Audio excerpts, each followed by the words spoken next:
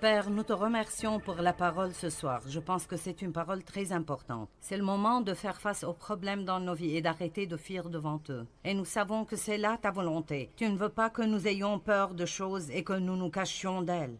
Tu ne veux pas que nous fuyions. En fait, tu veux que nous les traversions. Alors je prie que tu mettes des choses différentes sur le cœur des gens ce soir, dont ils ont besoin de s'occuper. Et que tu fasses ce soir ce que toi seul peux faire. Nous le demandons au nom de Jésus. Amen. Je veux vous parler ce soir de façon dont les gens fuient leurs problèmes. Comment nous évitons des choses au lieu de nous en occuper, parce que je crois que nous sommes dans une période dans notre société où tant de personnes fuient absolument tout, de leur responsabilité à leur redevabilité.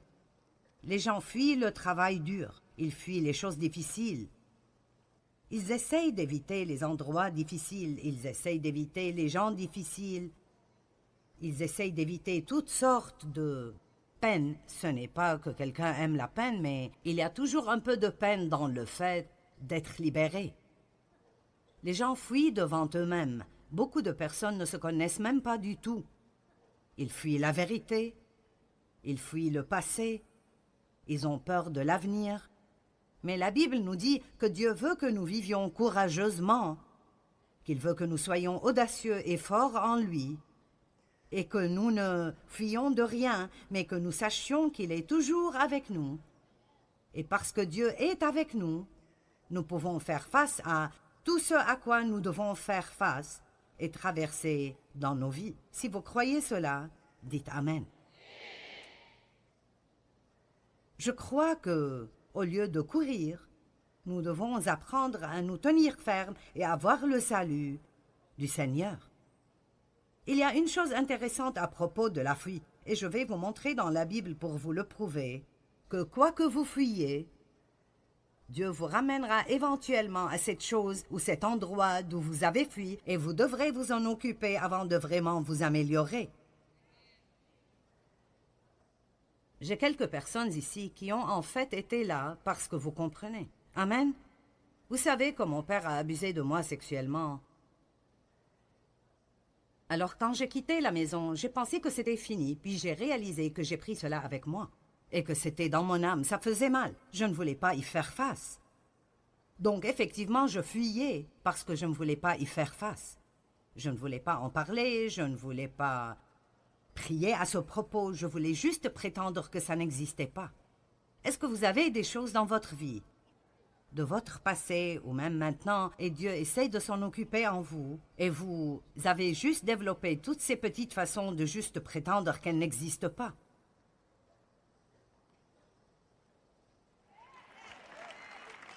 Parce que vous ne voulez pas vous en occuper. Laissez-moi vous dire quelque chose. Mettre les choses sous le tapis, façon de parler, est en fait une chose très dangereuse. Juste parce que vous avez choisi de ne pas les regarder ne veut pas dire qu'elles ne sont pas là.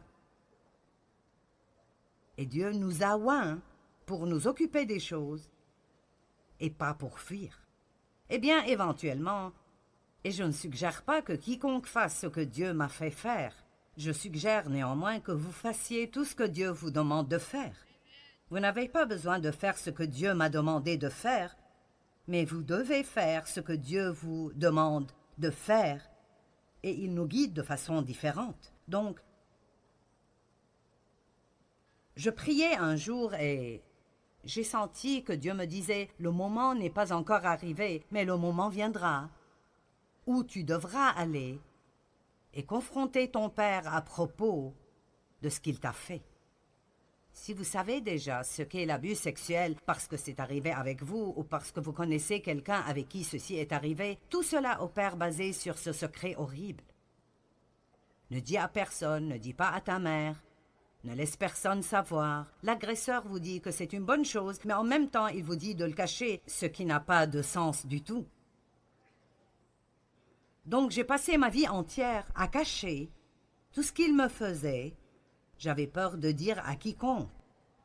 Et La dernière personne que je pouvais confronter était lui. Je me souviens qu'une fois, je lui ai écrit une lettre lui disant combien ce qu'il faisait me rendait misérable. Et j'ai eu tant de problèmes et j'ai été punie. Et alors j'ai eu peur de même essayer de lui dire quoi que ce soit de nouveau. Et l'une des choses les plus dévastatrices pour moi était d'être forcée d'agir comme si j'aimais quelque chose qu'en fait je haïssais et je détestais. C'était de la manipulation et du contrôle de la pire manière.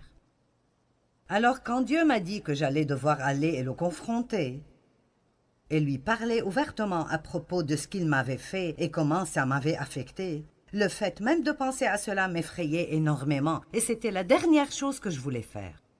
Et j'étais vraiment heureuse quand ce jour, Dieu m'a dit « Le moment n'est pas venu, mais il arrivera. » Et alors peut-être que je pourrais vous dire ce soir que Dieu veut juste que vous vous apprêtiez, au moins mentalement, pour que vous soyez prêts à vous occuper de choses dont vous devez vous occuper pour aller bien.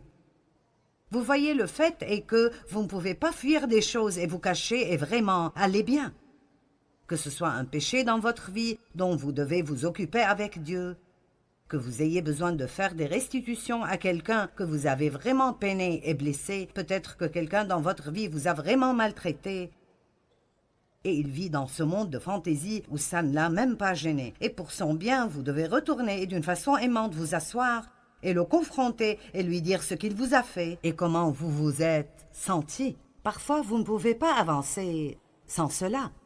Et je sais que pas tous d'entre vous sont blessés, comme j'ai été blessée ou comme d'autres personnes ici ont été blessées. Mais je crois que ce que je vais partager avec vous peut être appliqué à chacun d'entre nous d'une certaine façon ou d'une autre. Même les gens qui laissent les autres personnes les manipuler parce qu'ils ont peur de les énerver. Ne laissez pas quelqu'un d'autre voler votre vie parce que vous avez peur de leur dire « Tu n'as vraiment pas le droit de me contrôler et de me manipuler et je ne te laisserai pas continuer à le faire. » Quelqu'un peut dire Amen? Nous voulons être sous l'autorité divine et être soumis, mais cela ne veut pas dire que vous laissez quelqu'un d'autre vous manipuler et vous contrôler et vivre votre vie pour vous. Nous devons vouloir plaire à Dieu et pas plaire aux gens.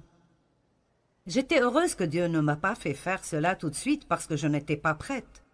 Je ne sais pas combien de temps est passé, peut-être 2 ans, et je passais du temps avec le Seigneur un jour, et je veux dire, juste au milieu de la prière, j'ai entendu le Saint-Esprit dire « C'est le moment ». Oh mon Dieu, eh bien, je tremblais tellement et j'avais si peur. Mais Dave est venu avec moi et je me suis assise devant mon père.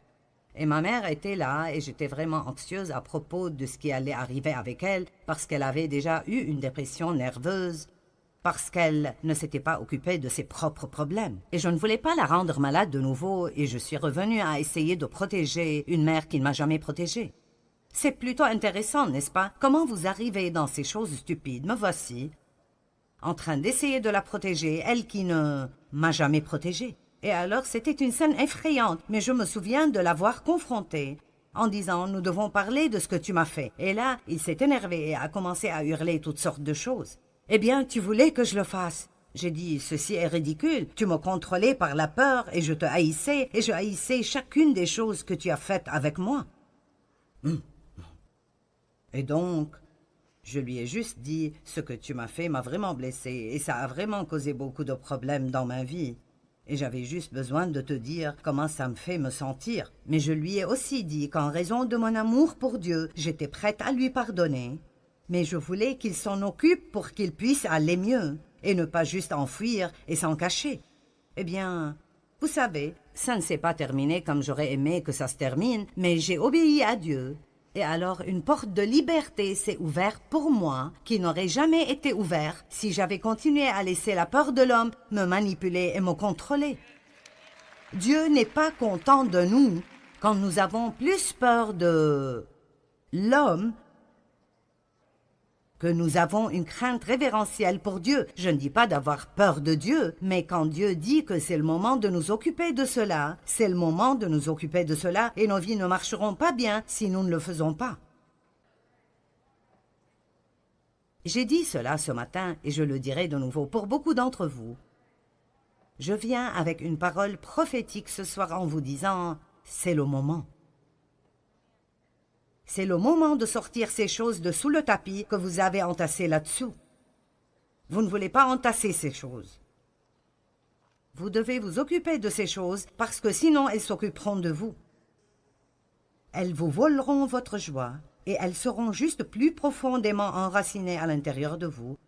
Et cela causera des problèmes très profonds. Nous ne voulons pas fuir même de quelque chose d'aussi petit que de nettoyer une stupide armoire ou bien de faire le ménage dans notre maison. Nous devons arrêter d'agir comme si tout nous accablait et savoir qui nous sommes en Christ, qu'il est Emmanuel, Dieu avec nous, qu'il est en nous et le plus grand vit en nous. Ne chantons pas juste des chants à ce propos, vivons-le. Amen. Et alors, j'ai trouvé que Dieu m'a fait retourner pour confronter certaines choses avant que je ne puisse vraiment aller mieux et continuer. J'ai aussi eu beaucoup de difficultés avec des personnes qui étaient comme mon père. Si vous avez été élevé par quelqu'un qui a un certain type de personnalité et ils vous ont vraiment maltraité, vous aurez peut-être la même réaction que moi.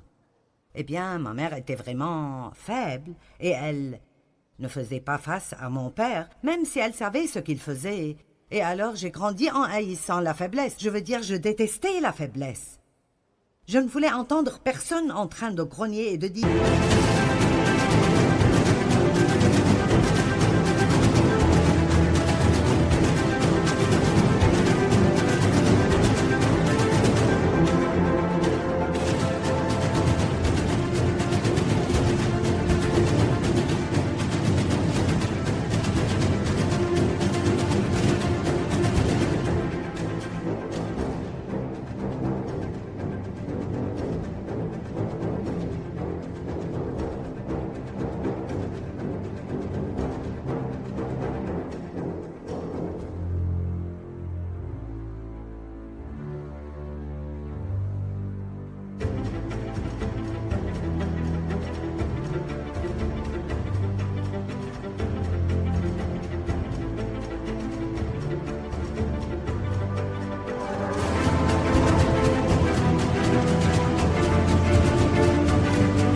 Je ne peux pas, c'est juste trop dur. Ça m'énervait vraiment. Et je suis devenue l'une de ce genre de personnes. Je ferai tout ce que je veux faire. Eh bien, ceci a un bon côté parce que ça m'a aidé à persévérer et même à faire beaucoup des choses que je fais aujourd'hui. Mais je ne pouvais pas laisser cela devenir comme si je voulais que tout le monde dans le monde entier soit comme moi et déteste tout le monde qui n'est pas fort. J'avais aussi un problème avec la personnalité de mon père et... Alors, j'avais deux façons d'agir avec les gens. Soit je sortais avec quelqu'un que je pouvais contrôler, ou si je sortais avec quelqu'un de vraiment fort, je me soumettais de nouveau comme je le faisais devant l'autorité de mon père et je le laissais me contrôler. Et ce n'est pas une façon de vivre. Nous avons besoin d'être libres d'être nous-mêmes. D'être ce que Dieu nous a créés pour être, de prendre nos propres décisions, de vivre notre propre vie, de vivre pour plaire à Dieu et non pour être manipulés et contrôlés par le passé ou par les personnes de notre passé. Amen. Quoi que l'on vous ait fait, vous n'avez pas à continuer à saigner pour le reste de votre vie. Donc, quand vous fuyez quelque chose, ultimement, Dieu vous fera revenir et y faire face. Moïse, Actes chapitre 7, verset 22.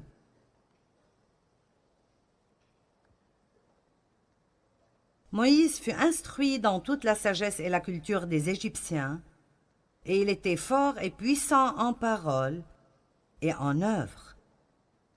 Vous voyez, Dieu l'entraînait pour quelque chose qu'il allait faire des années plus tard. Et vous pensez peut-être que ce que vous faites est si inutile parce que vous avez un rêve de faire cette autre chose. Mais tout ce que nous faisons fait partie de la chose suivante que nous ferons. Amen. Et il avait 40 ans lorsqu'il lui vint dans le cœur de visiter ses frères, les fils d'Israël, pour les aider. Il avait un désir d'aider les gens. C'était bien. Il en vit un qu'on maltraitait injustement.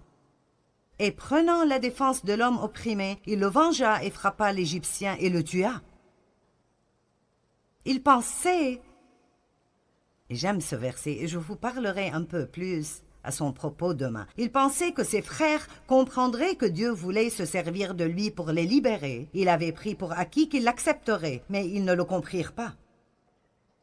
J'ai pensé que quand Dieu m'a appelé dans le ministère, que tout le monde applaudirait, mais ils n'ont pas applaudi. Ils n'ont pas compris, ils n'étaient pas enthousiasmés, et j'ai eu l'opposé exact de ce à quoi je m'attendais des gens. Est-ce que vous obtenez parfois l'opposé exact de ce que vous attendiez des gens? Dieu ne veut pas que nous prenions nos décisions basées sur si les gens applaudissent ou pas. Il veut que nous le fassions parce que nous croyons que c'est ce qu'il veut que nous fassions. C'est le moment pour que certaines personnes se lèvent et soient fortes en le Seigneur et arrêtent d'être manipulées par l'opinion populaire. Le lendemain, il vit soudainement deux d'entre eux se battre et se disputer. Il essaya de réconcilier les adversaires en disant « Vous êtes des frères, pourquoi alors vous faites-vous du mal ?» Mais celui qui maltraitait son compagnon le repoussa en disant « Qui t'a établi comme juge sur nous? Voudrais-tu aussi nous tuer comme tu as tué hier l'Égyptien » Verset 29. Quand Moïse entendit cela, il prit la fuite. Ça veut dire qu'il s'est enfui et alla vivre comme un exilé et un étranger dans le pays de Madian, où il est devenu le père de 2 fils. Et 40 ans plus tard, donc maintenant il avait 80 ans. Mon Dieu, la fuite fait perdre beaucoup de temps. Là, Dieu lui apparut dans le désert. Vous remarquerez que dans 4 de ces endroits que je partagerai avec vous ce soir, à chaque fois que ces personnes fuyaient, ils ont toujours terminé dans le désert. Est-ce que vous me suivez ce soir? Le désert est un endroit sec, misérable et malheureux. Vous ne vous sentez pas bien dans votre vie, et puis ça développe toutes sortes d'autres problèmes, parce que si vous n'aimez pas ce que vous faites, puis vous devez trouver une excuse et blâmer ce que vous faites sur quelqu'un d'autre. Et nous allons si loin dans le trou du lapin blanc que nous n'avons aucune idée de comment sortir. Donc, 40 ans plus tard, et il avait maintenant 80 ans, Dieu lui apparut dans un buisson en feu. Moïse, voyant cela, fut émerveillé par cette apparition.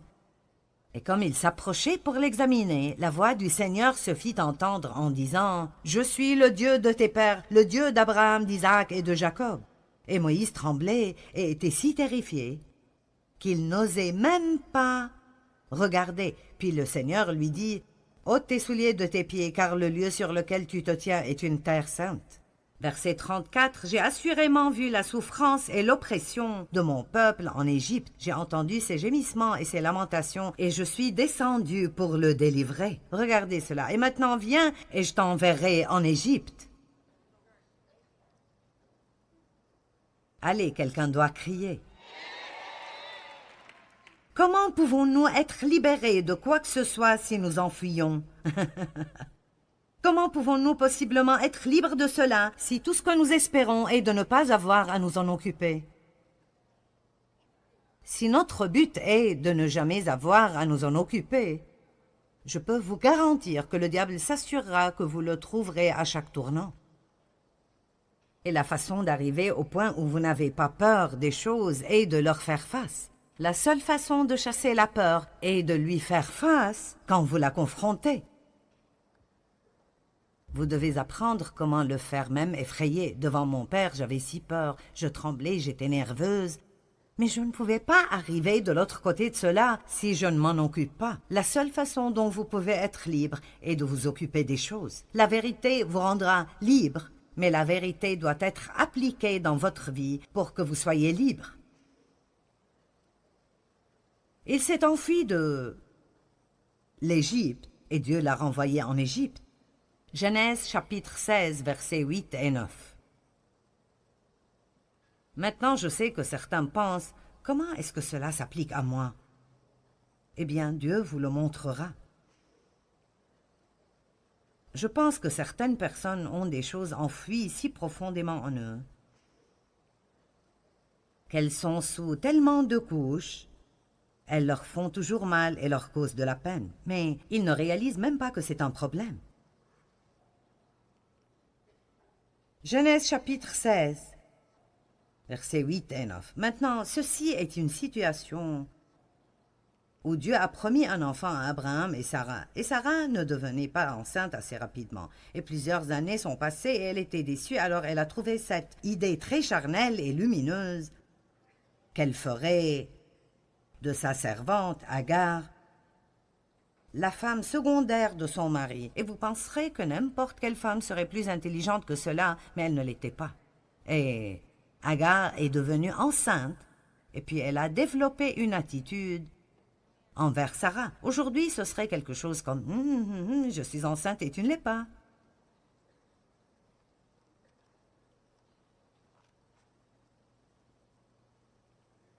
Alors Sarah est arrivée au point où elle ne voulait plus qu'Agar soit aux alentours. Donc Abraham l'a fait partir. Il l'a traitée d'une façon affligeante, il ne l'a pas fait partir et elle a fui. Le verset 6 dit qu'elle a couru ou elle a fui cette situation. Verset 7, l'ange de l'Éternel la rencontra près d'une source d'eau où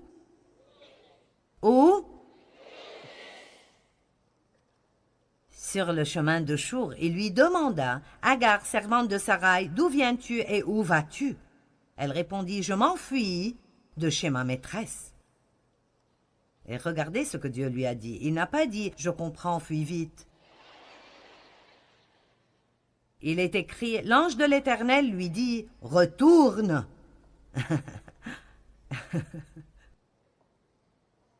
Eh bien, retourne auprès de ta maîtresse et humilie-toi devant elle. Maintenant, quel genre de chose est cela? Ici, cette femme, Sarai, la maltraite. Elle fuit cette situation et ça semble être une chose raisonnable à faire. Écoutez-moi, juste parce que vous voulez fuir d'un endroit qui vous est inconfortable, ça ne veut pas dire que Dieu veut que vous partiez.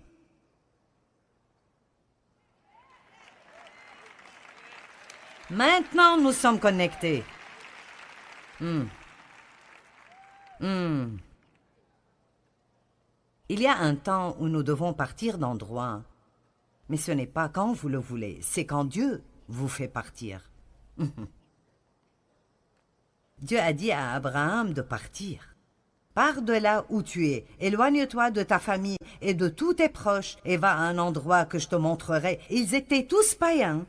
Et Dieu ne pouvait rien faire avec Abraham avant qu'il s'éloigne d'eux. Dieu vous dit peut-être de vous éloigner de certains amis non pieux.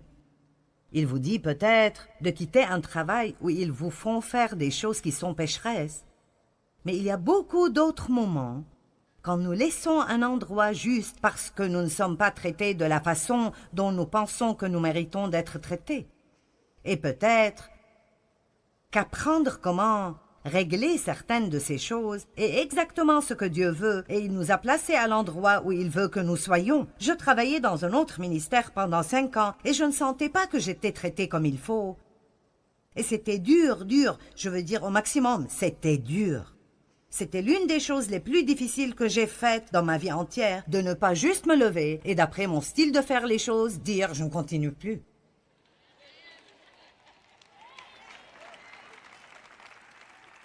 Mais cela aurait été facile. Et puis, une fois de plus, j'aurais pu éviter quelqu'un d'autre qui avait la personnalité de mon père. J'aurais pu prendre soin de moi-même au lieu d'attendre que Dieu prenne soin de moi. Êtes-vous là? Et je savais que je savais.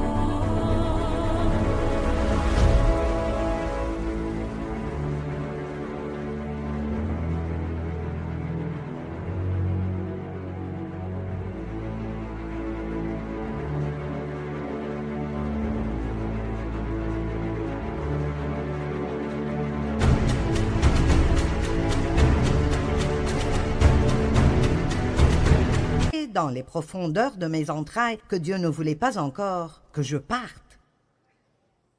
Juste parce que vous voulez faire quelque chose, ça ne veut pas dire que vous pourrez le faire. Dois-je dire ça de nouveau?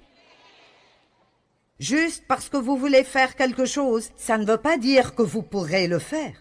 Si nous allons être vraiment soumis à Dieu, pensez-vous que c'était facile pour Dave de rester avec moi les premières années de notre mariage? Ça ne pourrait pas l'être. Et je ne pense pas que Dave a vraiment un jour sérieusement pensé partir, mais il est finalement arrivé au point où il m'a dit « Si tu continues d'agir comme tu agis, je ne suis pas sûr de ce qui va se passer. » Et ceci était en quelque sorte comme si Dave disait « Je pourrais très bien abandonner si cela continue. » Et je savais qu'il n'était pas le type de personne qui ferait des menaces. Il m'a épousée parce qu'il sentait dans son cœur qu'il était supposé le faire, et il était engagé à rester jusqu'à la fin. Et je crois que parfois Dieu prendra un chrétien mature et il le mettra avec quelqu'un qui est brisé et qui a besoin d'aide. Oui, je sais que certains d'entre vous disent « Oh mon Dieu !» Dans notre société, nous sommes devenus accros au confort. La Bible dit que nous devons servir Dieu, que ça nous convienne ou pas, que ce soit confortable ou pas, pendant la saison ou hors saison.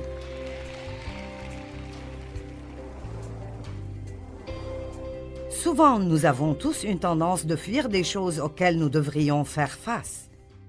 Est-ce qu'il y a un géant dans votre vie auquel Dieu vous demande de faire face et maintenant vous fuyez devant lui? Eh bien, tenez-vous fermement et voyez le salut du Seigneur. Dieu veut vous aider, mais vous devez l'approcher dans la foi, pas la peur.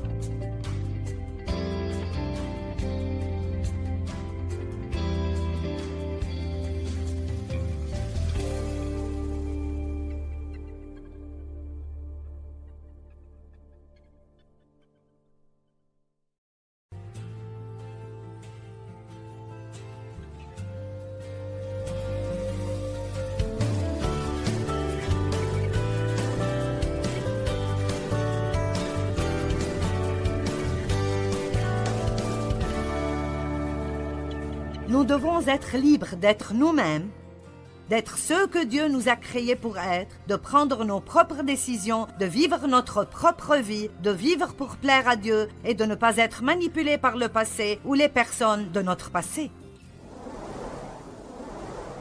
Donc Moïse s'est enfui et Dieu l'a renvoyé.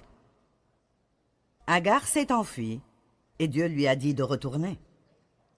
Maintenant, quoi à propos d'Élie? Je ne prendrai pas le temps d'ouvrir tous ces endroits parce que j'ai un message en 6 parties et je ne suis même pas encore à la partie 1. Élie s'est enfui de Jézabel. Il s'est enfui dans le désert. Il est devenu déprimé. Il s'est assis sous ce qu'on appelle un genévrier solitaire, quoi que ce soit, et il voulait mourir.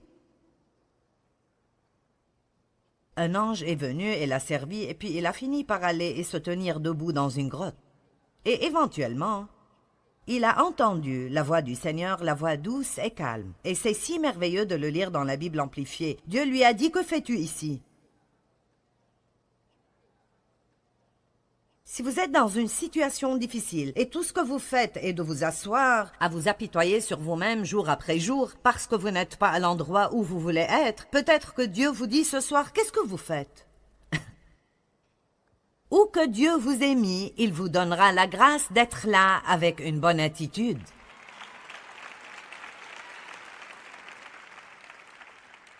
J'ai dit, où que Dieu nous mette, il nous donnera la grâce d'être là avec une bonne attitude divine.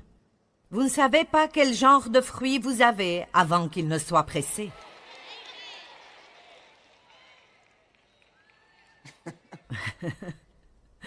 Vous pouvez chanter des chants à propos de l'amour, la joie, la paix, la patience, la bonté, la bienveillance, la fidélité, la douceur et la maîtrise de soi. Mais vous ne saurez pas si vous pouvez opérer dans le fruit de l'esprit ou pas jusqu'à ce que quelqu'un vous gêne ou vous pousse.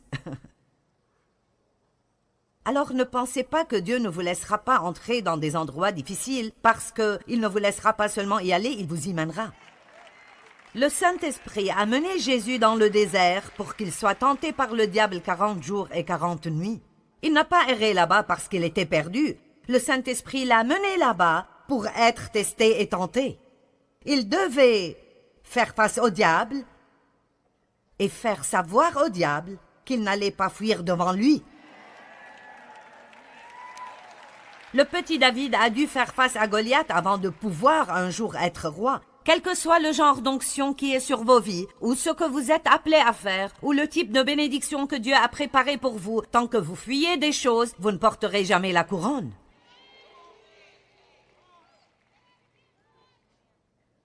J'ai dû confronter mon père avant de pouvoir être ici, avec d'autres choses dans ma vie que j'ai dû confronter. Si vous avez été abusé par quelqu'un, je ne vous dis pas que vous devez aller vous asseoir avec eux et le leur dire. Dieu veut peut-être que vous confrontiez quelqu'un, mais ne le faites pas parce que je l'ai fait. Assurez-vous que vous entendez Dieu à propos de ce qu'il voudrait que vous fassiez. Dieu ne s'occupe pas de tout le monde de la même manière, et peut-être que ce n'est pas sage du tout pour vous de faire cela. Mais de quelque façon que ce soit, vous devez confronter vos problèmes, même si c'est de parler en détail avec un bon ami de ce qui vous est arrivé et de comment vous vous sentez, et de dire « je dois dépasser cela ». Je dois faire face à cela et le dépasser. « Qu'est-ce que tu fais ici ?» La deuxième fois, il a dit « Qu'est-ce que tu fais ici ?» Et si vous lisez 1 Roi chapitre 19, Dieu lui a dit « Je veux que tu sortes de cette grotte, repars d'où tu es venu, reviens au travail, oins un nouveau prophète, oins un nouveau roi. » Et j'aime ce qu'il a dit. Il lui a dit d'oindre Élisée pour qu'il prenne sa place. Je me demande s'il a aimé cela. Je ne veux pas seulement que tu arrêtes de t'apitoyer sur toi-même, Joyce. Je veux que tu commences à enseigner d'autres personnes qui prendront ta place quand tu mourras. Eh bien, merci, Seigneur. Ceci me rend si heureuse. Et puis, quoi à propos de Jonas? Oh oui, c'était vraiment quelque chose. Nous devons lire cela. Jonas chapitre 1.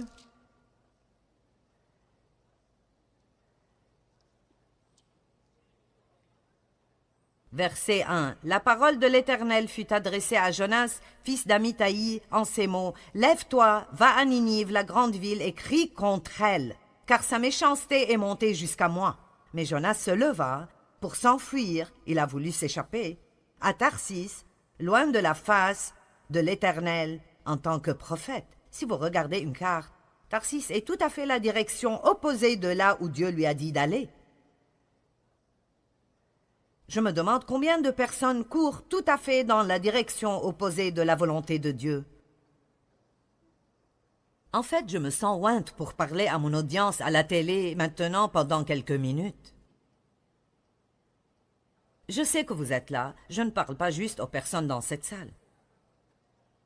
Je me demande combien d'entre vous savent tout au fond de vous que il y a un appel spécial de Dieu sur votre vie et peut-être que vous avez décidé que vous préférez le monde des affaires. Eh bien, ça ne marchera pas. Si vous fuyez Dieu et vous fuyez la volonté de Dieu pour votre vie, vous ferez mieux d'abandonner tôt. Et vous pouvez vous épargner beaucoup de temps dans le désert. Ou, comme Jonas, beaucoup de temps dans le ventre du poisson. C'est si intéressant qu'il s'est enfui devant Dieu. Et le chapitre 2, verset 1 dit « L'Éternel fit venir un grand poisson pour avaler Jonas. » Et Jonas resta dans le ventre du poisson durant 3 jours et 3 nuits. Maintenant, le chapitre 2 nous dit tout à propos de cette expérience dans le ventre du poisson, les algues sur son visage et les vagues qui le frappent. Pouvez-vous imaginer la puanteur et la saleté? Finalement, quand il a prié, le poisson l'a rejeté sur terre. Chapitre 3, verset 1. L'Éternel adressa la parole une seconde fois à Jonas en ces termes. « Lève-toi, va à Ninive. »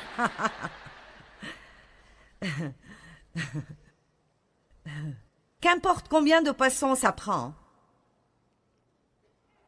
Vous me suivez? Le Seigneur ne changera pas d'avis. Allez, que quelqu'un m'écoute bien ce soir. Je me demande combien de poissons m'ont avalé avant que je dise enfin « Dieu est Dieu et je ferai mieux de faire les choses à sa manière ». Combien de jours ai-je perdu dans le désert? Combien de montagnes ai-je cerclé encore et encore de la même manière avant de finalement découvrir que Dieu était plus intelligent que moi? Amen, amen et amen. Maintenant, parlons de certaines manières dont nous fuyons nos problèmes. De simples petites choses que probablement tout le monde traverse, mais nous ne les voyons pas pour ce qu'elles sont, alors nous voulons donner certaines révélations. L'une des façons dont nous fuyons est en faisant des excuses.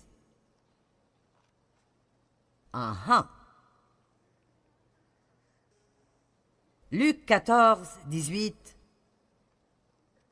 Mais ils se sont tous mis à s'excuser, l'un après l'autre. Le premier lui dit « J'ai acheté un champ et il faut que j'aille le voir. Excuse-moi, je te prie. » Un autre dit « Je viens d'acquérir 5 paires de bœufs et je m'en vais les examiner et les essayer. Excuse-moi, je te prie. » Et voici mon préféré. Un autre encore dit « Je viens de me marier. »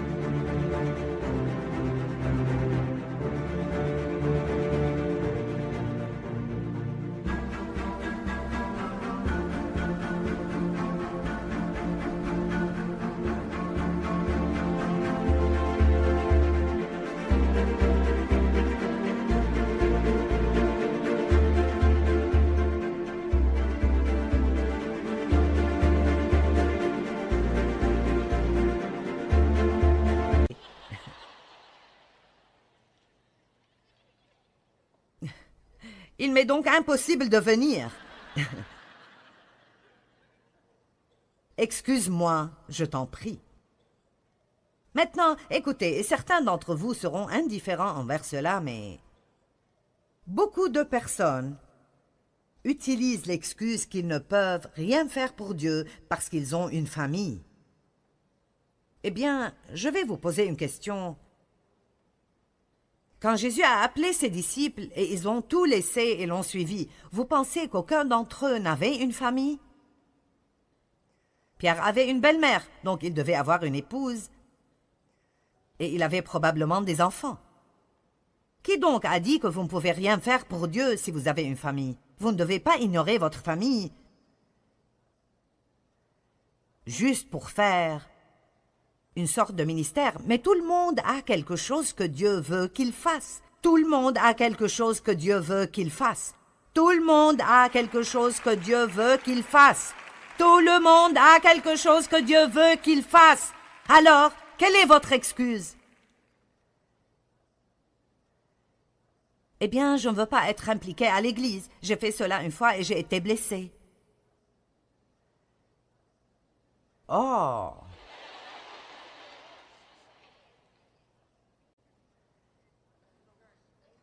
Écoutez, j'ai été si blessée à l'église que j'ai pensé que je ne guérirais jamais.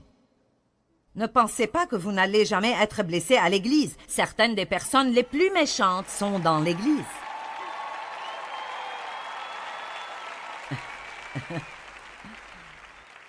Nous devons juste nous assurer que nous ne sommes pas l'une d'elles. Amen. Quelle est votre excuse? Savez-vous que je n'ai même pas commencé ce ministère avant? J'ai commencé à enseigner à la maison quand j'avais près de 36 ans. Et puis, j'ai fait cela pendant 5 ans. Et puis, J'ai travaillé à une église pendant un moment. Je n'ai même pas commencé ce ministère jusqu'à avoir 42 ans. Je n'avais même pas commencé jusqu'à ce moment. Et j'avais 4 enfants, 3 adolescents et un bébé.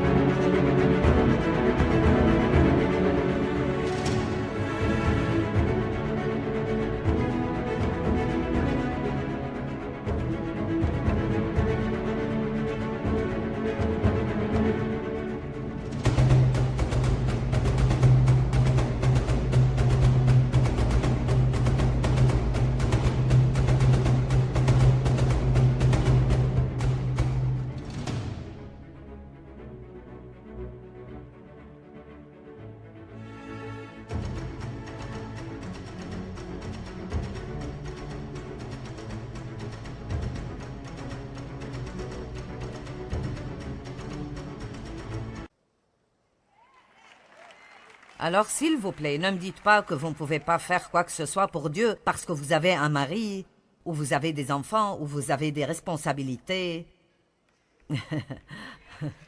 ou parce que vous êtes seul. Amen. Celle-là est bonne aussi. Ce pourrait même être mieux. Eh bien, je n'ai personne pour m'aider. Peut-être après de me marier, je servirai Dieu. Peut-être après que mes enfants aient grandi, je servirai Dieu. Puis-je juste vous dire qu'aucune excuse ne sera acceptée par Dieu? Pas « c'est trop difficile » ou « je suis trop jeune » ou « je suis trop vieux » ou « je n'ai pas la bonne éducation ». Galates 5, 13.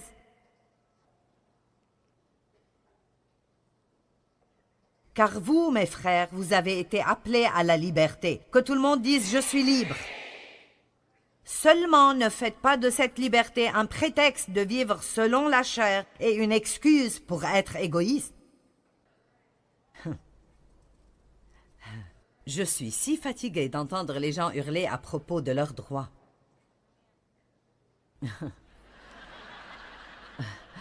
Laissez-moi vous poser une question. Quand on parle de l'obtention de vos droits, quand est-ce que c'est acceptable que ça me prive de mes droits?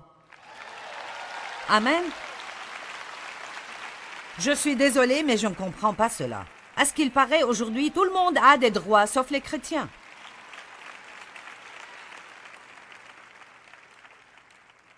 Je veux dire, c'est ridicule.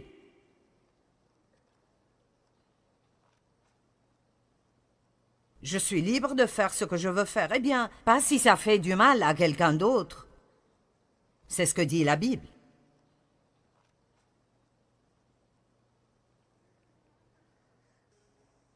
Nous agissons charnellement et nous donnons des excuses.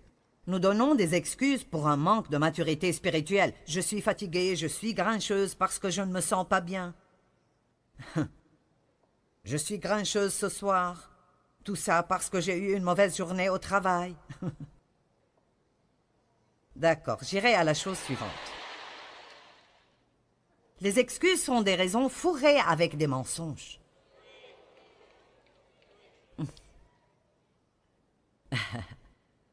La façon suivante d'éviter la responsabilité pour notre comportement est de blâmer quelqu'un d'autre.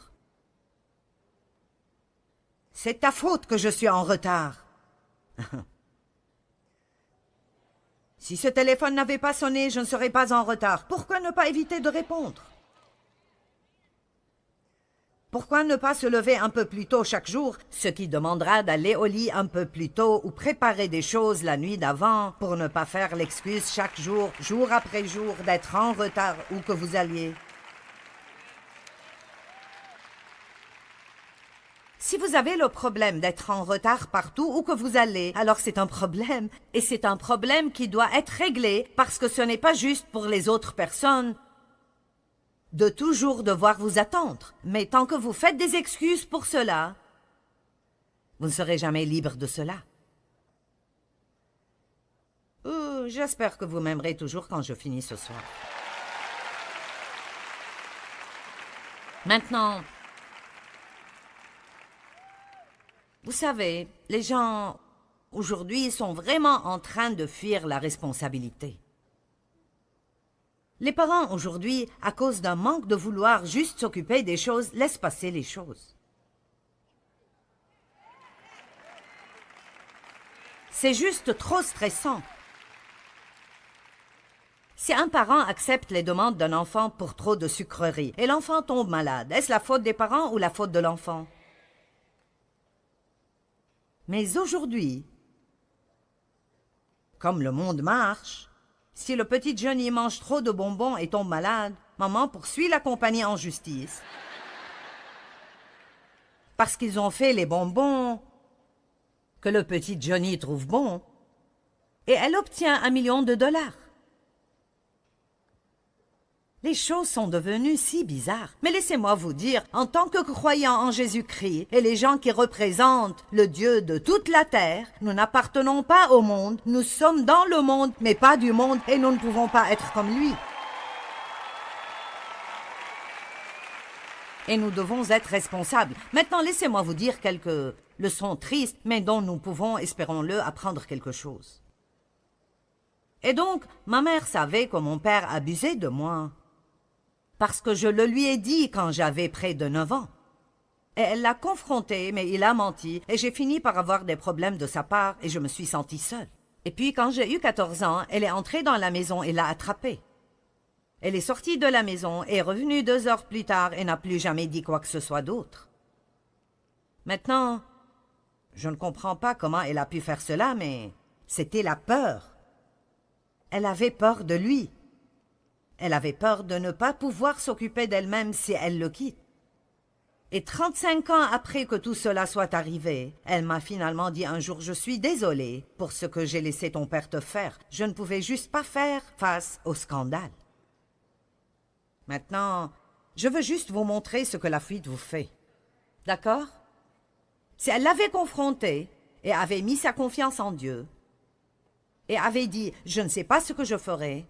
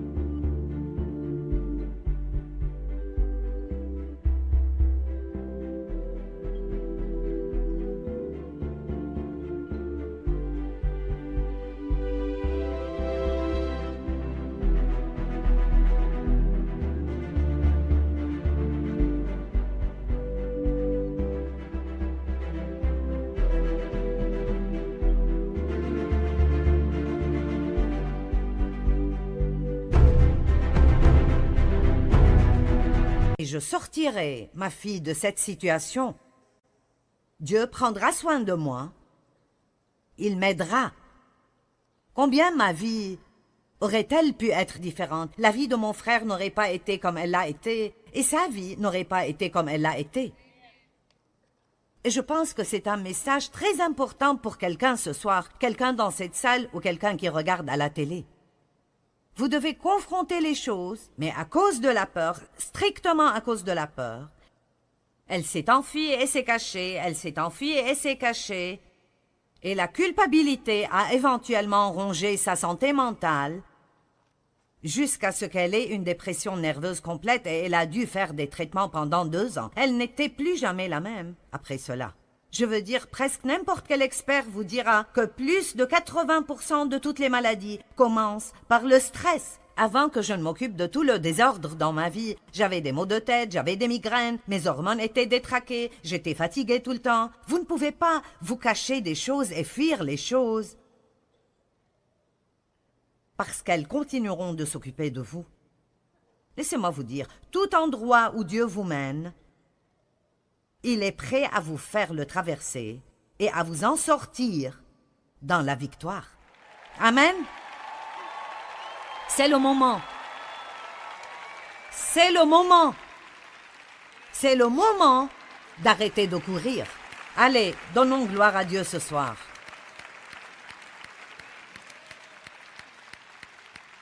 Seigneur, je prie pour chacun ici qui a besoin de confronter quelque chose dans sa vie. Qu'ils sachent que tu ne les emmèneras jamais quelque part où tu ne peux pas les protéger. Et que même si ça pourrait être difficile, ça vaudra la peine à la fin. Ils n'ont pas besoin d'être pressés, ils ont besoin de prier et d'entendre de toi et de commencer à faire des pas, un pas à la fois.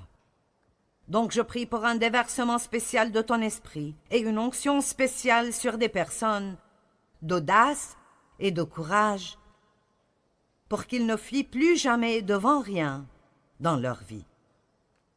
Je te remercie, Seigneur, parce que tu libères les gens. Au nom de Jésus. Amen. Merci.